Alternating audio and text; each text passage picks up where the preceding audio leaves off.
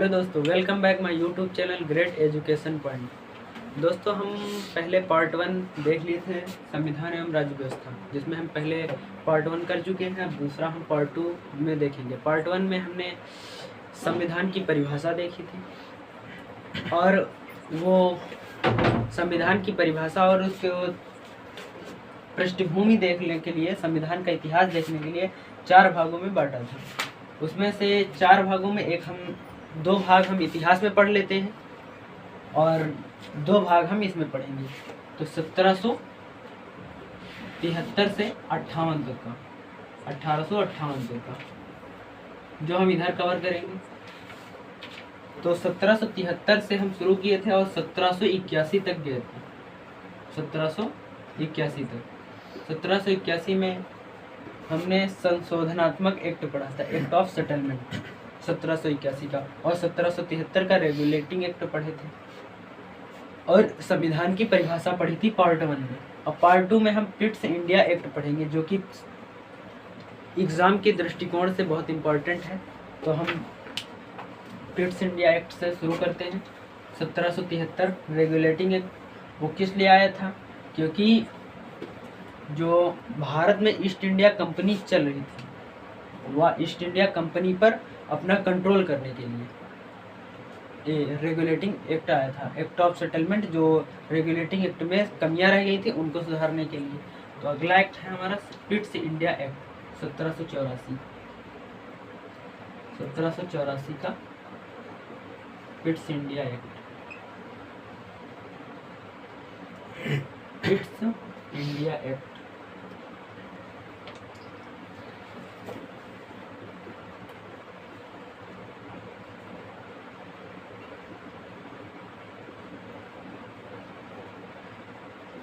इस एक्ट को ब्रिटिश के या ब्रिटेन के पीएम द्वारा पारित किया गया था।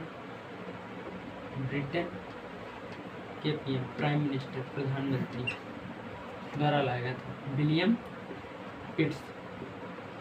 इसलिए इस एक्ट का नाम पिट्स इंडिया एक्ट पड़ा, विलियम पिट्स ने।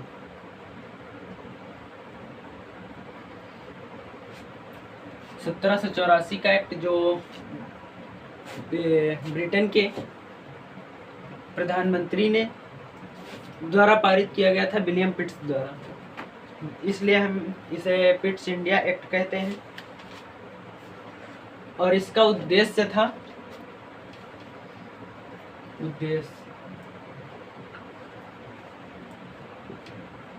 जो कंपनी थी, इसका उद्देश्य क्या था? जो ईस्ट इंडिया कंपनी थी, उसके जो कार्य थे, ईस्ट इंडिया कंपनी के कार्यों को 2 भागों में बांट दिया।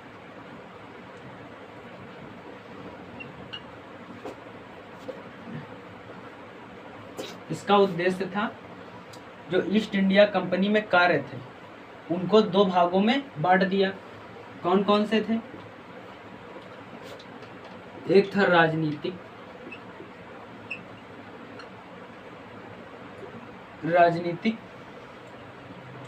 और दूसरा था व्यापारिक कार्य, जो कि व्यापार के उद्देश्य से आई थी कंपनी। व्यापारिक कार्य, राजनीतिक कार्य और व्यापारिक कार्य। इसका उद्देश्य क्या था? ईस्ट इंडिया कंपनी के कार्य को 2 भागों में बांटना, और 2 भागों में एक राजनीतिक कार्य और दूसरा व्यापारिक कार्य में बांट दिया। और जो राजनीतिक कार्य था, उसके लिए एक नया नई समिति बनाई गई, या एक संस्था बनाई गई, जिसका नाम था बोर्ड ऑफ कंट्रोल, BO।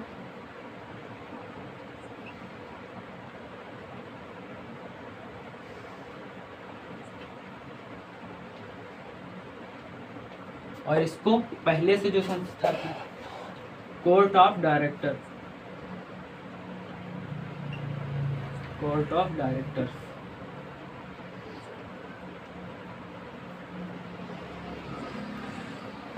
व्यापारिक कार्यों को जो उसकी पहले से ही एक संस्था थी कोर्ट ऑफ डायरेक्टर्स, जो व्यापारिक कार्य को देखते थे, और राजनीतिक कार्य के लिए नया बोर्ड बनाया गया, नया बोर्ड जो व्यापारिक कार्यों को देखता था। तो बोर्ड ऑफ राजनीतिक कार्यों को देखता था, सॉरी, राजनीतिक कार्यों को नया बोर्ड बनाया गया जो देखता था बोर्ड ऑफ कंट्रोल, और व्यापारिक कार्य को कोर्ट ऑफ डायरेक्टर्स देखते थे।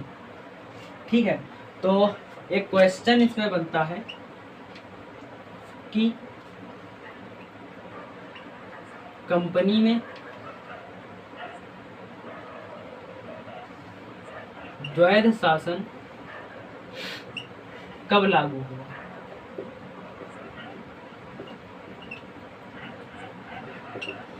कंपनी में द्वैध शासन कब लागू हुआ? तो 1784 के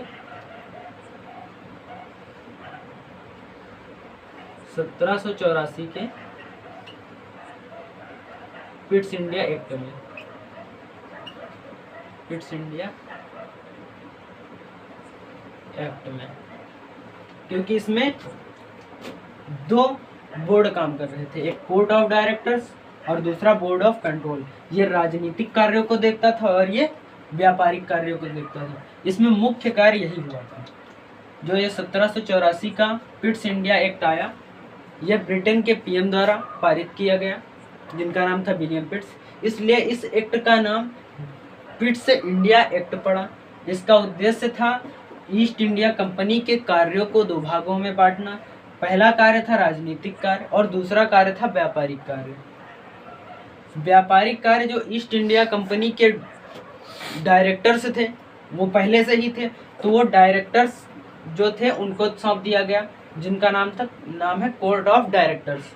और जो राजनीतिक कार्य थे, राजनीतिक कार्य जैसे युद्ध लड़ना इत्यादि ऐसे ही कार्य थे, जिनको एक नया बोर्ड बनाया गया जिसका नाम था बोर्ड ऑफ कंट्रोल। तो वो नियंत्रक, ये नियंत्रक मंडल, कंट्रोल से आपको पता ही चल रहा होगा, नियंत्रक मंडल, ये नियंत्रक मंडल है।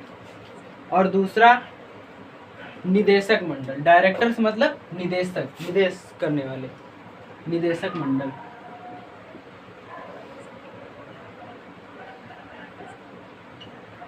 ये हिंदी में अर्थ है, नियंत्रक मंडल और निदेशक मंडल। कंट्रोल का मतलब नियंत्रण, कंट्रोल करना, नियंत्रण करना। तो ये हो गया नियंत्रक मंडल। और डायरेक्टर्स जो निदेशक करते हैं या उसकी देख रेख करते हैं, तो वो निदेशक मंडल हो गया। ठीक है, और कंपनी में द्वैध शासन कब लागू हुआ? तो 1784 के पिट्स इंडिया एक्ट में। तो अब हम इसे रफ करते हैं, अगले एक्ट की ओर चलते हैं। तो दोस्तों हम पहले 1784 का पिट्स इंडिया एक्ट देखें।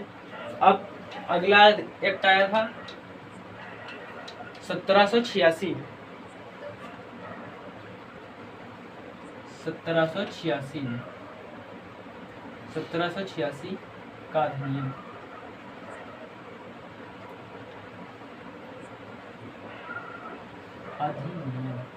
इसमें एक प्रमुख कार्य हुआ था, जो गवर्नर जनरल था, गवर्नर जनरल को अपने परिषद के मत को अस्वीकार करने की शक्ति दी गई। 1786 के अधिनियम में गवर्नर जनरल को या जनरल गवर्नर को या गवर्नर जनरल को,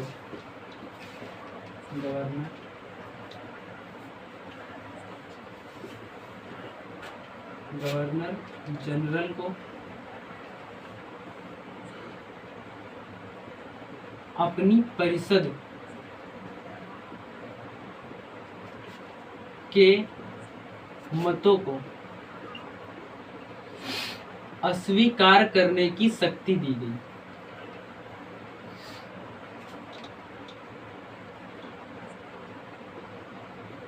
करने की शक्ति दी गई।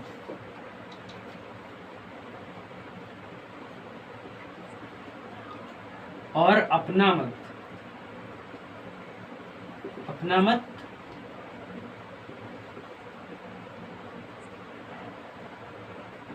लागू करने की शक्ति दी गई।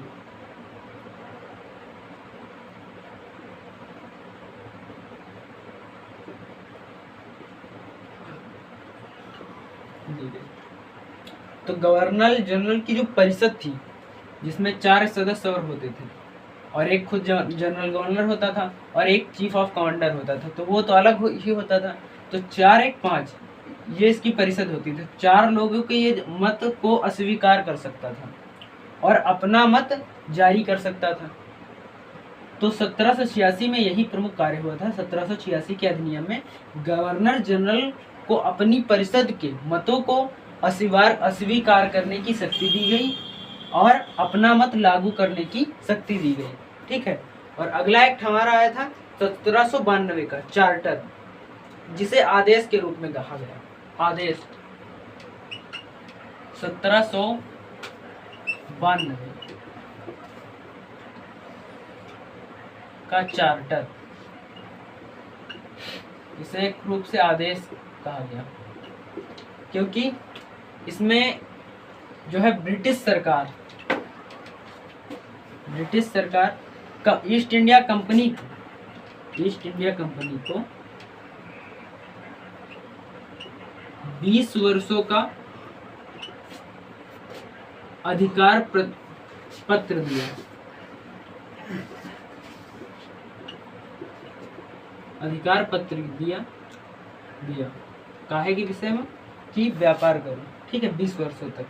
बाद में जब 20 वर्ष पूरे होंगे तो देखा जाएगा। तो 1792 के चार्टर में आदेश दिया या अधिकार दिया कि इस 20 वर्षों तक कार्य करो, व्यापार करो। ईस्ट इंडिया कंपनी को 20 वर्षों का अधिकार पत्र दिया। ठीक है। फिर 1813 का अधिनियम आया, जो कि इम्पोर्टेंट है। तो ये रफ कर देते हैं बात को हम। 1813 के अधिनियम पर चलते हैं।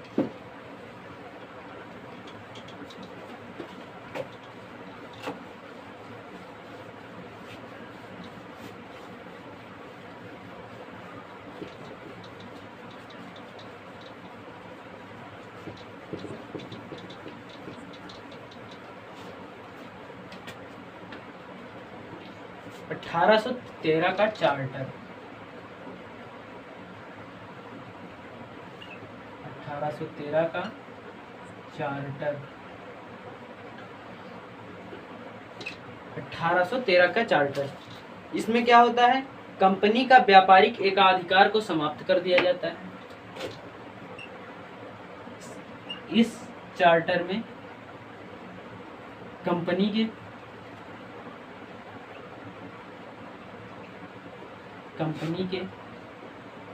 जो व्यापारिक अधिकार थे, व्यापारिक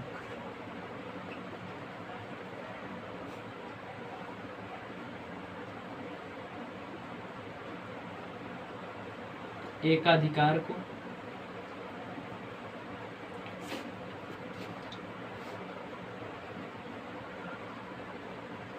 समाप्त कर दिया गया।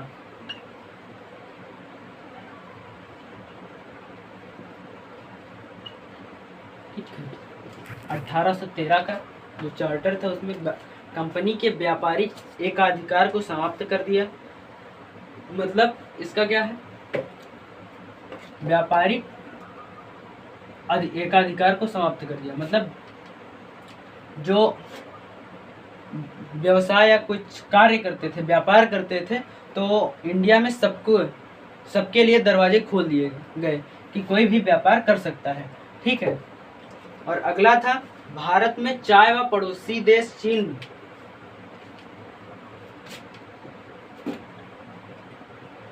भारत में चाय व पड़ोसी देश चीन में व्यापार का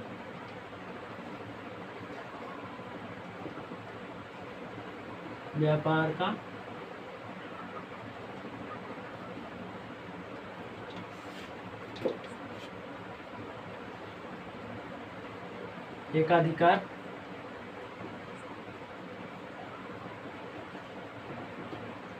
रहने दिया या दे दिया?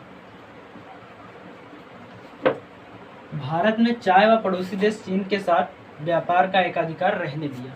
ठीक है, और कंपनी के व्यापारिक एकाधिकार को समाप्त कर दिया गया। और ईसाई मिशनरियों को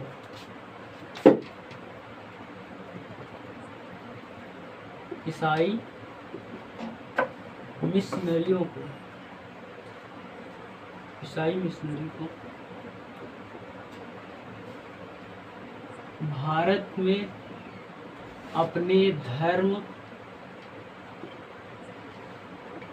का प्रचार करने की छूट दे दी गई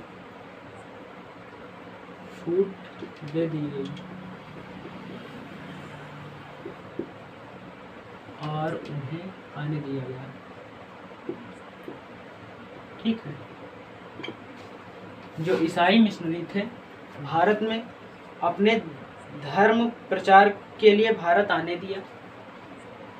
ईसाई मिशनरियों को अपने धर्म प्रचार के लिए अपने देश में मतलब भारत में आने दिया। ठीक है, और अगला पॉइंट था इसमें, जिस पॉइंट को ध्यान रख देना, यह पॉइंट इंपॉर्टेंट है। 1 लाख रुपया वार्षिक 1 लाख रुपया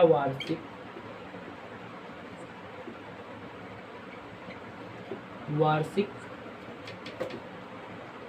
शिक्षा पर खर्च होंगे। ठीक है, इसका क्या मतलब है? 1 लाख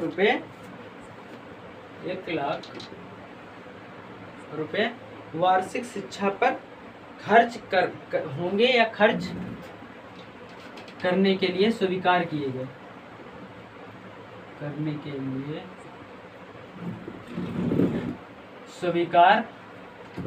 गए। अब यहाँ पर ध्यान दो कि यहाँ पर हमें डीपीएसपी मतलब राज्य के नीति निर्देशक तत्व देखने को मिलते हैं।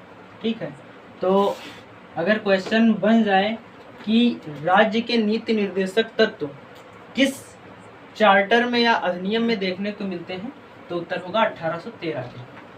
तो इसमें क्या है? 1813 का चार्टर, इसमें कंपनी के जो एकाधिकार था, कंपनी के एकाधिकार, व्यापारिक एकाधिकार को समाप्त कर दिया गया। ठीक है, और भारत में चाय को और पड़ोसी देश चीन के साथ व्यापार करने का एकाधिकार रहने दिया या दे दिया। और ईसाई मिशनरियों को भारत में अपने धर्म प्रचार करने के लिए आने दिया। और 1 लाख रुपए वार्षिक शिक्षा पर खर्च करने के लिए स्वीकार किया गया। यह 1813 का चार्टर है।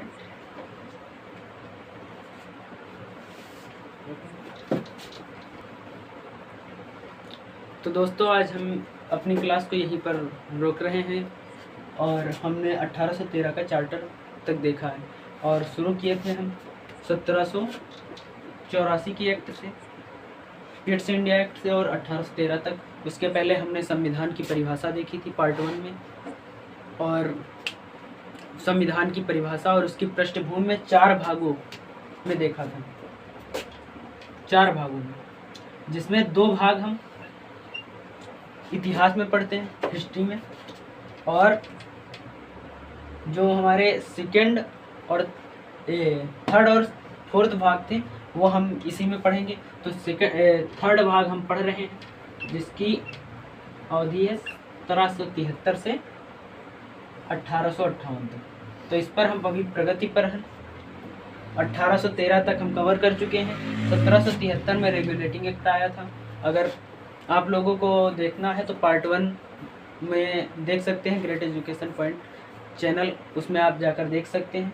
तो 1773 का सबसे पहले रेगुलेटिंग एक्ट देखे थे, फिर एक्ट ऑफ सेटलमेंट देखें, और फिर ईस्ट इंडिया एक्ट 1784 का देखें, और आज पार्ट 1 में 1813 का चार्टर देखे हैं, और 1786 का चार्टर देखे, और 1792 का चार्टर देखे हैं। ठीक है, तो अब क्लास यहीं पर रोकते हैं। अगर आपको क्लास अच्छी लगी हो तो लाइक करें, शेयर करें। धन्यवाद।